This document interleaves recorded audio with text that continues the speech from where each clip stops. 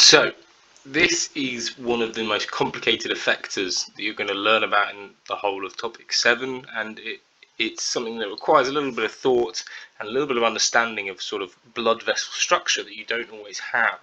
So this is the setup that exists in your skin. This doesn't change. This is a pretty fixed, and all over your skin you'll have things like this.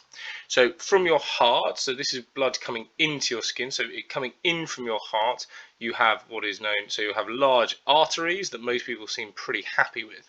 They will then split up into smaller arterioles, which is a word you may not have heard, and it just means little arteries. So they're the same as arteries, they're sort of high pressure, quite elastic, and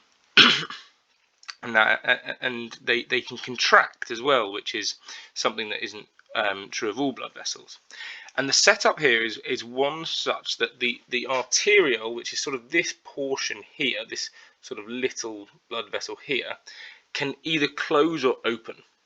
And depending on whether it closes and open is basically how hot you are, and whether your hypothalamus will send a nerve over here, so little sort of nerve coming from the hypothalamus, to say whether or not this part of the arteriole constricts or not.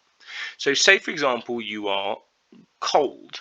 You don't want blood going to the surface of your skin because blood is warm and then it can radiate heat outwards. You don't want that. You want to keep the blood close to your skin. So when you're cold, what you do is this muscular part of the arteriole contracts, and it sort of restricts and tightens around here, meaning that blood can't get through, which means therefore blood gets pushed down this vessel, which is known as a shunt, because it shunts blood away from the surface of the skin, and that way you have less blood going to the surface of the skin and more staying sort of closer to the body and giving away less heat. Equally, which is why you look quite pale when you're cold, because there's actually not that much blood going to the surface of your skin. On the contrary, when you are hot, you want to get rid of heat, so you do the opposite, and actually that nerve which is coming from the hypothalamus will cause that area of the arteriole to relax and widen and mean more blood passes in here into the capillaries near the surface of the skin, so you will lose more heat as radiation, so you'll radiate more heat. You do need to say it's via radiation. It's something they enjoy for you to say. The other effectors are not as complicated as this at all. So the first is hair. So this is not important for humans particularly. This is what causes goosebumps, as you can see here. And effectively, when you are cold, you want your hairs to stand up and trap heat and warm air close to the surface of the skin.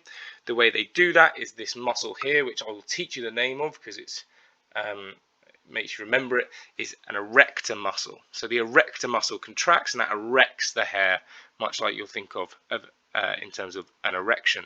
Then air cannot sort of circulate as easily between the hairs, so you get a warm insulating layer of air. When you are very hot, your muscle relaxes, your erector muscle relaxes, which sort of relieves the hair erection, and therefore the hair lies flat or flatter to the surface of the skin, so less air is trapped and more heat can be lost as you're not sort of got this insulating layer. The next one, which again makes sense from what you've learned in physics or chemistry, is sweating.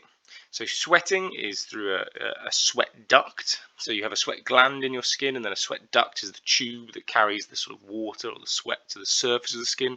So water is placed onto the surface of the skin, and the heat of one's body will cause that water to go from water to water vapor. And as you know, that change of state from liquid to gas requires energy, and that energy will come from your body heat, so therefore you lose sort of heat as the kinetic energy that's allowing the evaporation to happen.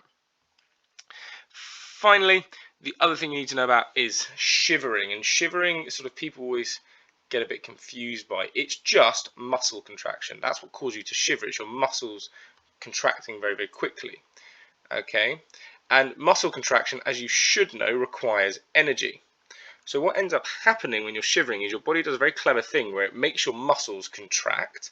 That muscle contraction requires energy, so your body has to do more respiration, but respiration is exothermic, so you end up releasing heat. Okay, so you release heat energy, which is the energy originally held in glucose as chemical energy. So that produces more heat or releases more heat. So you actually use more respiration. People say to me now, is that true? So does that mean if I wanted to lose weight, I can make myself very, very cold all the time because then I'll respire more? And that is actually true. You burn more calories when you are cold. Okay, so they're your three difficult effectors.